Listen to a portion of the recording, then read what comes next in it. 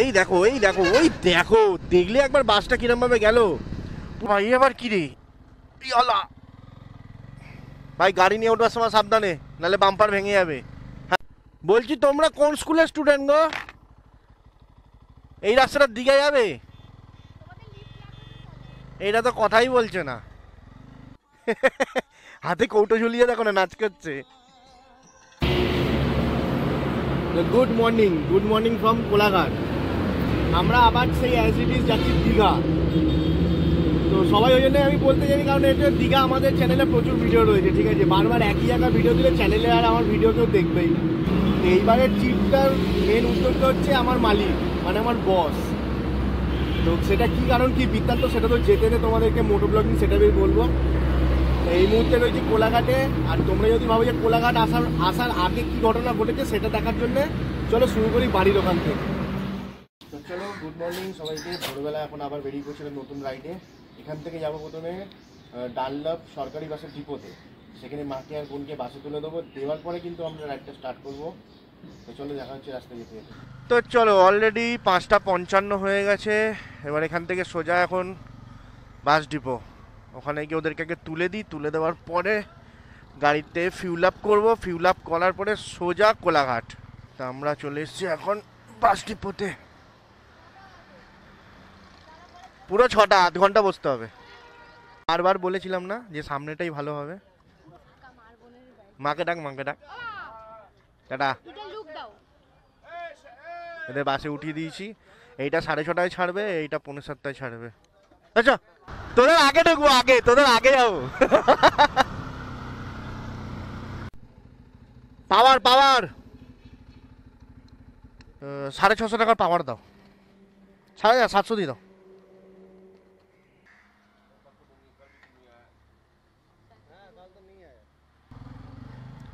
তো চলো, তেল ভরা এখান থেকে হয়ে গেল কমপ্লিট।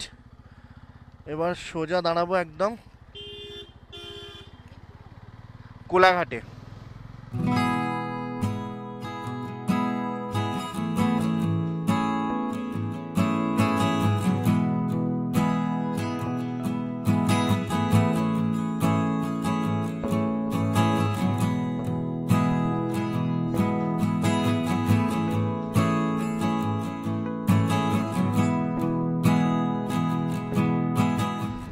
এবার তোমাদের সাথে সোজা কথা হচ্ছে একদম কোলাঘাটে। চলো।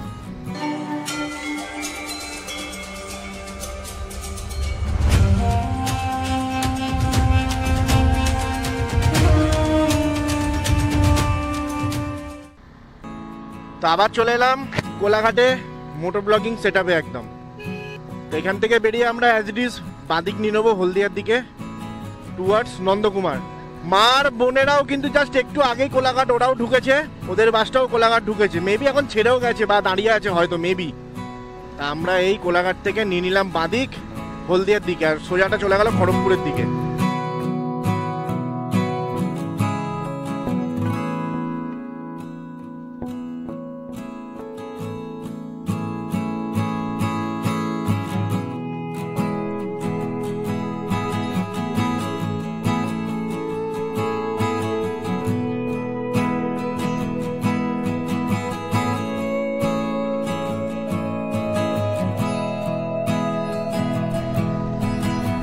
তোমরা না বন্ধুরা একটা জিনিস মাথায় রাখবে, এই কোলাঘাট থেকে বাঁদিক হলদিয়ার রাস্তাটায় ঢোকার পরে মোটামুটি ধরে রাখো 10 থেকে 12 কিলোমিটার আসার পরে না এই টোল গেটটা পাবে। এই টোল গেটটার নামটা অ্যাকচুয়ালি আমি কখনো কেয়ারই করিনি, হ্যাঁ। কিন্তু এইখানটা না একটুখানি স্লোভাবেই যাবে, ঠিক আছে? কারণ এখানে না মাঝে মাঝে পুলিশ ধরে আর বলে যে স্পিড লিমিট নাকি এই রাস্তা 30 কিলোমিটার পার আওয়ার। এটা কি মানা যায়? এইটা আমরা ঢুকছি কিন্তু নন্দকুমারে। এটার সামনেই আইল্যান্ডটা রয়েছে। আইল্যান্ডটাকে পুরো এরকম ভাবে ঘুরে কিন্তু আমরা রাইট সাইড চলে যাবো একদম। এই আইল্যান্ডটা ঘুরে আমরা একদম এদিক থেকে রাইট সাইড চলে যাবো। আর এই বাঁ দিকে যে রাস্তাটা ঢুকে যাচ্ছে এইটা, এই রাস্তাটা সোজা চলে যাচ্ছে হলদিয়ার দিকে। তবে এইবারই কিন্তু সিঙ্গেল লেন হাইওয়ে হয়ে গেল, ঠিক আছে? ডবল লেন চলে গেল, 2 লেন আর নেই। এইবার সিঙ্গেল লেন হয়ে গেল। এই রাস্তাটা কিন্তু খুব ডেঞ্জারাস রাস্তা, তোমরা কিন্তু খুব সাবধানে ধীরে সুস্থে দেখে কিন্তু রাইড করবে এই রাস্তায়। কারণ এদিককার গাড়ি এদিকে চলে আসে, এদিককার গাড়ি ওদিকে চলে যায়। এইটা আমরা উঠছি মাতঙ্গিনী ব্রিজে বা মাতঙ্গিনী সেতু। এই ব্রিজের পাশে একটা খুব সুন্দর গঙ্গা মন্দির আছে, এই দেখো মন্দিরটা।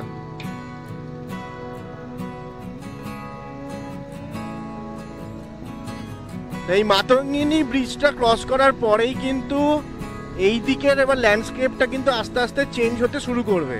নারকেল গাছের সংখ্যাটা বেড়ে যাবে, হ্যাঁ, ঝাউ গাছ দেখতে পাওয়া যাবে মাঝে মাঝে। তারপর যখন আমরা হেরিয়াটা ক্রস করব তারপর থেকে কিন্তু পুরোপুরি ল্যান্ডস্কেপটা বদলে যাবে। তখন মানে বাতাসে না, মানে তখন হাওয়াতেও সেই সমুদ্রের নোনা গন্ধটা কিন্তু একদম ভালোভাবে পাওয়া যায় কিন্তু হেরিয়া ক্রস করার পরে। তা আমরা এখন ক্রস করছি হেরিয়া। এই জায়গাটার নাম হচ্ছে হেরিয়া, আর এখান থেকে দীঘার ডিস্টেন্স হচ্ছে মোটামুটি ওই 55 কিলোমিটার মতন, ঠিক আছে। আর কাঁথি হচ্ছে এখান থেকে 6 কিলোমিটার। তো যেটা তখন বলছিলাম যে এই হেরিয়াটা ক্রস করার পরে কিন্তু ল্যান্ডস্কেপটা পুরোপুরি চেঞ্জ হয়ে যায়, আর হাওয়াতে অলরেডি কিন্তু সেই নোনা নোনা গন্ধটা না সমুদ্রে, সেটা কিন্তু ফিল হওয়া শুরু হয়ে যায় একদম। তবে এবার পুরো কলকাতা থেকে দীঘা অবধি রাস্তা কিন্তু আমরা দুর্দান্ত পাচ্ছি। লাস্টবারে কোলাঘাট থেকে বাঁদিক নেওয়ার পরে 1-2 জায়গায় একটু খারাপ পেয়েছিলাম, বড় বড় অনেকক্ষণের ডাইভারশন ছিল, প্রায় 8-9 কিলোমিটারের ডাইভারশন পেয়েছিলাম একটা, কিন্তু এবারে পুরো রাস্তা চকচকে মাখন করে দিয়েছে একদম। এই দেখো ওই দেখো, দেখলে একবার বাসটা কিরমভাবে গেল, পুরো এরকম ভাবে পুরো দুলিয়ে দুলিয়ে চলে গেল একদম। দেখো আমরা শিলিগুড়ি ঢুকছি। ও না সরি, এটা তো শিলিবাড়ি লেখা রয়েছে ভাই, বোর্ডটা দূর থেকে পুরো শিলিগুড়ি দেখতে লাগছিল, শিলিগুড়ি। এইটা কিন্তু আমরা চলে এলাম কাঁথি সেন্ট্রাল মোড়, আর সোজা কাঁথি শহর ঢুকে যাচ্ছে। আমরা যাবো এইদিকে, এই দিকটা সোজা কাঁথি ঢুকে যাচ্ছে। এই হচ্ছে কাঁথি বাস স্ট্যান্ড। এই যা সামনেই আবার একটা মোড় রয়েছে, এই মোড়টা থেকে আমরা নিয়ে নেবো ডান দিক।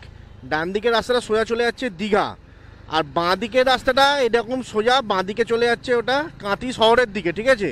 আর ঠিক বাঁ দিক ঘুরে ডান দিকে একটা সরু রাস্তা নেমে যাচ্ছে, যেটা কিন্তু মেরিন ড্রাইভ রোড। আমি এখন ভাবছি কি করব, মেরিন ড্রাইভ রোড দিয়ে যাবো না পুরনো রাস্তা দিয়ে যাবো। মেরিন ড্রাইভ রোড দিয়ে যাবো, চলো তাহলে মেরিন ড্রাইভ রোড দিয়েই যাই। দেখি বাঁ দিক নিলাম, এবার ডান দিকে ঢুকতে হবে না, মেরিন ড্রাইভের রাস্তা এইটাই গো, থ্যাংক ইউ, এইটাই। দেখি যাওয়া যাক এবার। এই রাস্তাটা কিন্তু একদম সমুদ্রের ধার দিয়ে একদম মন্দারমণি, তাজপুর, শঙ্করপুর হয়ে কিন্তু সোজা গিয়ে দীঘায় বেরোচ্ছে একদম।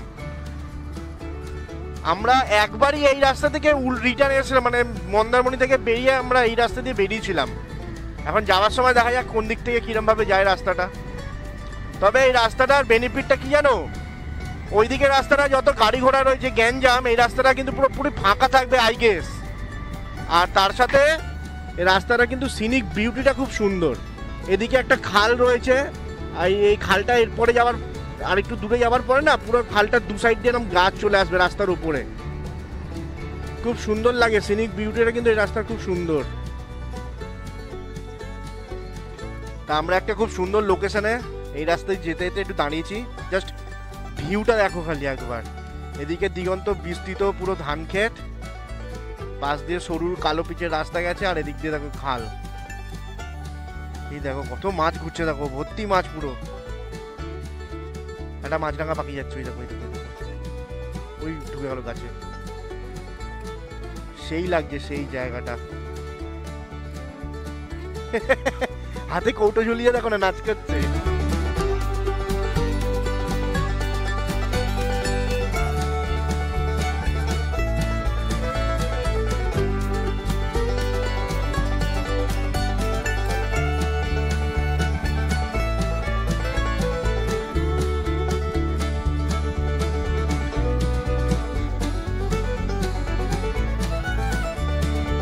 এইটা আমরা উঠে পড়লাম শৈলা ব্রিজে। এটা বাঁদিকে স্যার ট্রলার দাঁড়িয়ে, কত স্যার ট্রলার এখানে থাকে। এখান থেকে দীঘা হচ্ছে, এই বাবা এবার কি রে ভাই, গাড়ি নিয়ে ওঠার সময় সাবধানে, নাহলে বাম্পার ভেঙে যাবে। হ্যাঁ তো যাই হোক, এইটা হচ্ছে শৈলা ব্রিজ, আর এখান থেকে দীঘা হচ্ছে 33 কিলোমিটার, মানে এই রাস্তাটা দিয়ে গেলে।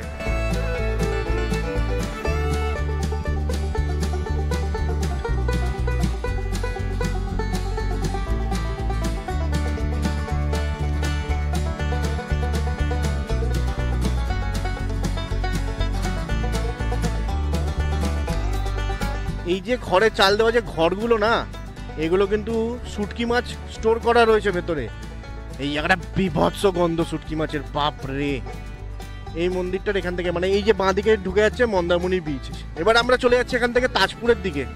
কত সুখ্যাতি করছিলাম এই রাস্তাটা, কিন্তু বিগত প্রায় 5-6 কিলোমিটার ধরে রাস্তায় এরকম বড় বড় গর্ত, গাড়ি কোনোভাবেই স্পিড মেনটেন করা যাচ্ছে না। এই দেখো রে বাপ রে বাপ, কোনোভাবেই চালানো যাচ্ছে না গাড়ি। এখন তো মাঝে মাঝে ভাবছি কেন ঢুকলাম এই রাস্তায়। আবার একটা ব্রিজ পেলাম আমরা, খুব সুন্দর ব্রিজ। এদিকে সমুদ্র, সমুদ্রের ঢেউও দেখা যাচ্ছে।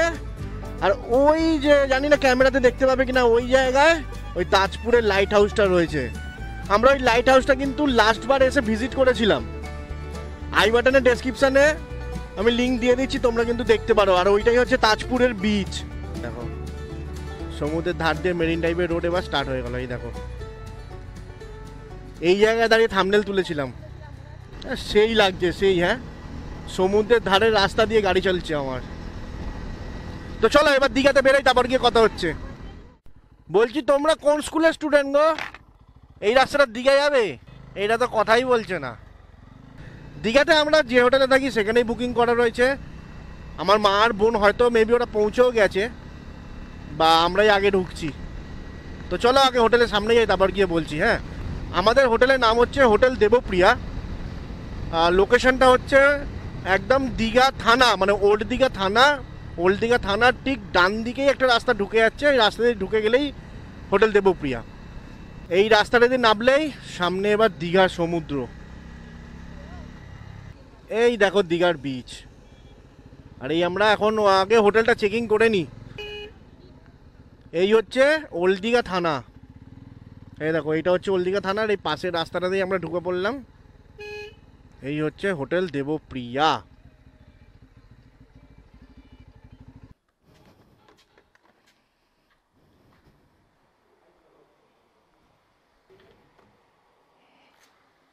আশিস দা কোথায় গেল? আশিস দা বাড়ি গেছে না? 401 আর 400।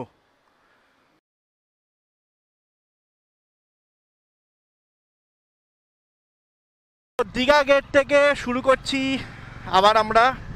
কারণটা হচ্ছে যেমন তোমাদেরকে বলেছিলাম, আমরা এসে 2 দিন দীঘাতে ছিলাম। আজকে এখান থেকে, আজকে হচ্ছে 5 তারিখ, আজকে আমরা এখান থেকে চলে যাচ্ছি মন্দারমণি। তো সেখানেই বসে রিসেপশন পার্টি, অ্যানিভার্সারি পার্টি। তো সেখানে আজকের দিনটা থাকবো, থেকে কালকে এখান থেকে বেরিয়ে যাবো আমরা বাড়ির জন্য। তা আমরা এখন জাস্ট বালিসাই ক্রস করলাম। এই বালিসাই থেকে ডান দিকে চলে গেলেই কিন্তু তাজপুর চলে যাবে তোমরা। আর তাজপুরে একবার ভিজিট করতে পারো, কারণ তাজপুরে লাইট হাউসটা কিন্তু এখন সবার জন্য ওপেন করে দিয়েছে। আমি আই বাটনে লিঙ্ক দিয়ে দিচ্ছি, তোমরা চাইলে চেক আউট করতে পারো। 10 টাকা করে টিকিট, কিন্তু পুরো লাইট হাউসটার 2খানা স্টেপ রয়েছে, পুরো ওপর স্টেপ অবধি যেতে পারবে। তো এইবার আসছে চাউলখোলা। চাউলখোলা থেকে আমরা ডান দিকে মেরে দেবো। ডান দিকে 9 কিলোমিটার ঢোকার পরেই আমরা পাবো মন্দারমণির বিচ। এবার গিয়ে দেখতে হবে আমাদের কোন রিসর্ট বুক করেছে, আমি জানিই না। দাদারাও কলকাতা থেকে আসছে এখন সবে, মানে আমার বস। এই আমরা চলে এলাম এখন চাউলখোলা। এ দেখো নন্দকুমার সোজা 65, আর মন্দারমণি ডান দিকে হচ্ছে 9 কিলোমিটার। তো এখান থেকে আমরা নিয়ে নেবো ডান দিক, হচ্ছে হীরক জয়ন্তী। এখন কোনটা এবার খুঁজতে হবে, তো সেটা বললো বাঁ দিকেই পড়বে। এই হীরক জয়ন্তী কোনটা গো? এই তো এইটা বাঁ দিকে। সাজাচ্ছে নাকি দাদার জন্যে? জানি না, দাদার অ্যানিভার্সারির জন্যই মনে হয় সাজাচ্ছে বেলুন দিয়ে চারিদিকে। চলো তো রিসেপশনে কথাবার্তা বলে নিয়েছি। আমাদের জন্য দাদা বুক, অ্যাকচুয়ালি পুরো রিসর্টে আজকে যতগুলো রুম আছে পুরোটাই আমাদের বুক করা, ঠিক আছে? দাদাই পুরোটা বুক করে নিয়েছে। টোটাল 12টা রুম বুক করেছে, 35 জন মেম্বার। তা আমাদের রুম নাম্বার বললো 110। না না, বাইক এখানেই থাকবে। যা গিয়ে চিল্ড হ তুই এখন। একটুখানি হোটেলটা একটুখানি ঘুরে নিই, রিসর্টটা। সব একরকমেরই দেখতে রুমগুলো, কিন্তু লাইফে ফার্স্ট টাইম এলাম আমি কোনো রিসর্টে। আমি তো দীঘাতে ছিলাম, তো কাল পরশু দীঘায় ছিলাম।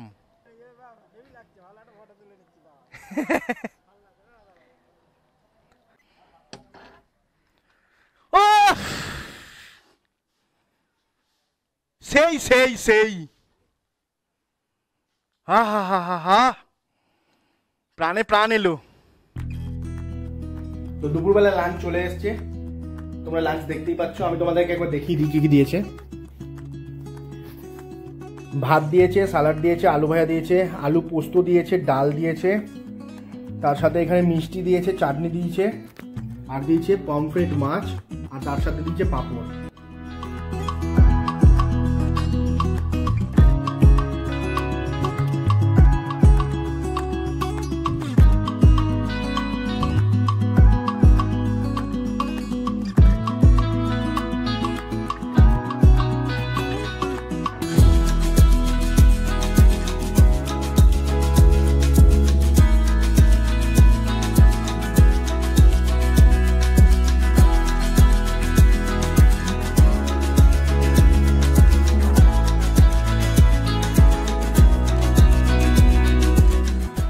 তারপরে দাদা সেদিনকে আরও একটা চমক দিল। কাজের সময় একটু ভুল হলে যে সবসময় বকে, সে আবার এরকম গান গায়। আই তো পুরো অবাক।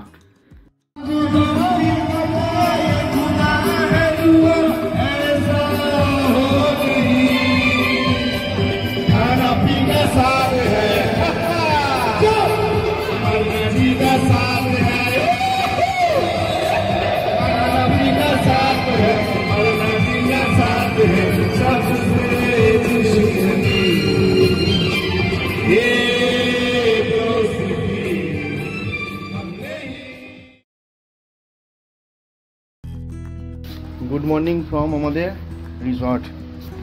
খুব সুন্দর নাইট কাটলো। বাইকটা এখানেই পার্ক করে দিয়েছিলাম। এই হচ্ছে অ্যাকচুয়াল জায়গা।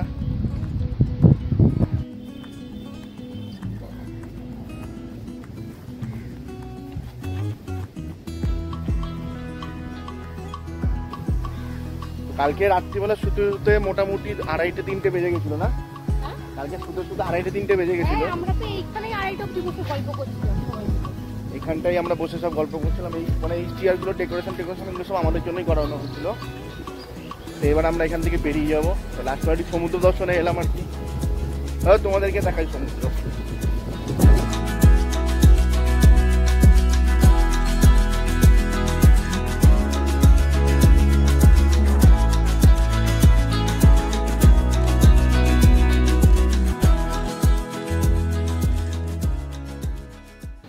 আমরা এখন যাচ্ছি ব্রেকফাস্ট করতে। দেখি এখানে প্যাকেজটা ব্রেকফাস্ট অবধি রয়েছে, ব্রেকফাস্টটা করে নিই। এখন যেটা কথা হচ্ছে, ফটোশ্যুট করতে করতে, ভিডিও শ্যুট করতে করতে আমরা এসেছি রেস্টুরেন্টে সবার লাস্টে ব্রেকফাস্ট করতে। তো ব্রেকফাস্টটা করে নিয়েছি, এখন অবশিষ্টাংশ রয়েছে ডিম, সেখান থেকে খাওয়া দাওয়াটা সেরে নিলাম, সেরে নিয়ে আবার সোজা বাড়ির দিকে বেরিয়ে যাবো। তো শেষবার মন্দারমণি বিচ দেখে নিলাম, নিয়ে আমরা এদিক থেকে বেরিয়ে যাচ্ছি। সবাইকে টাটা গুড বাই বলেও দিয়েছি, সোজা পারি। কিন্তু গরমটা কিন্তু এবার সেই লেভেল লাগছে। গাড়িতে একটু হাওয়াটা কমই লাগছে, ওই জন্য একটু হাওয়াটাও চেক করে নিচ্ছি। এটা কিন্তু আমরা চলে এলাম এখন চাউলখোলা মোড়। এখান থেকে বাঁ দিক গেলে দীঘা, আর ডান দিকেই হচ্ছে কলকাতা। তা আমরা এখন এখান থেকে নিয়ে নেবো ডান দিক। কিন্তু আজকে এখন টাইম হচ্ছে 12:24, মানে রোদ্দুরের তেজটা বাপরে বাপ, সেই মানে সেই বলে না যে টেম্পারেচার 37 ফিলস লাইক 42, আজকে যেন আমাদের ফিলস লাইক 48 মনে হচ্ছে, এতটাই গরম লাগছে। কি জানি, ওয়েদার ফোরকাস্টে তো দেখালো যে বৃষ্টির সম্ভাবনা রয়েছে, মেঘলা থাকবে আকাশ, কিন্তু হলো পুরো উল্টো।